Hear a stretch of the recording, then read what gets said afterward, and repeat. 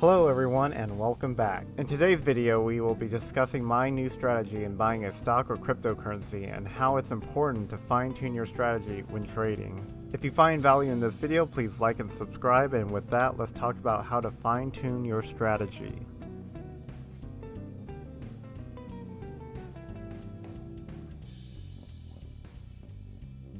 So if you remember back on my video about spotting the uptrend, I in general use a 1-hour time chart.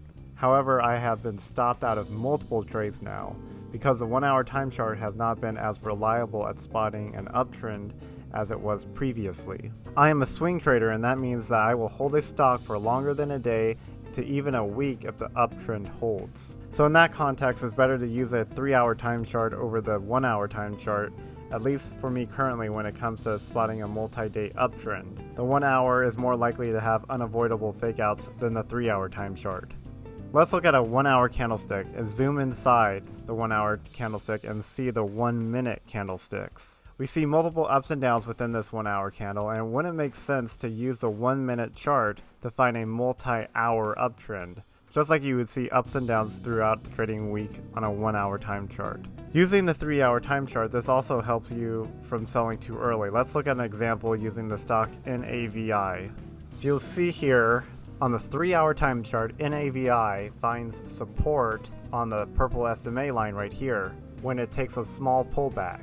However, if we were to look at the 1-hour time chart, in this same area we would have sold NAVI because it broke the purple SMA line, and then that would signal a sell signal. But if we use the 3-hour time chart again, we would not have sold it because it did not break the SMA line and it continued in the upward direction.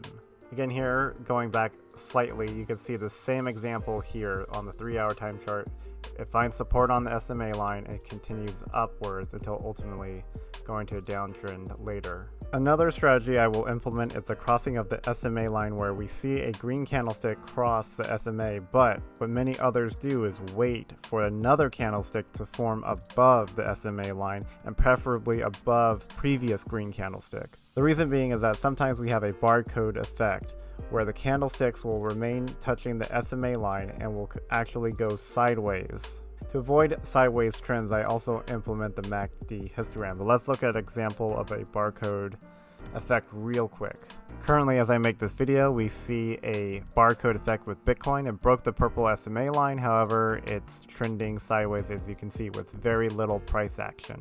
Now moving on to the MACD. The MACD histogram is good at showing how strong an uptrend is. As stated in previous video, the MACD is a momentum indicator. The bigger the histogram bars, the higher the momentum and the more likely it is in an uptrend.